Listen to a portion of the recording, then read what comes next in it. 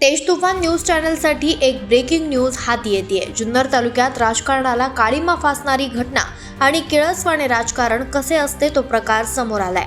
महाराष्ट्र नवनिर्माण सेनेचे आळेपिंपळवंडी जिल्हा परिषद उमेदवार ज्ञानेश्वर बाबूराव फुलसुंदर यांच्या प्रचारादरम्यान अज्ञात इसमानं प्रचार पत्रकावर उमेदवाराचा असणारा फोटो दगडानं ठेचून ते पत्रक रस्त्यावर ठेवून त्यावर दगड ठेवला असा घृणास्पद प्रकार गायमुखवाडी ओतूर पोलीस स्टेशन हद्दीत घडलाय। याबाबत लेखी तक्रार ओतूर पोलीस ठाण्यात दिलेली आहे।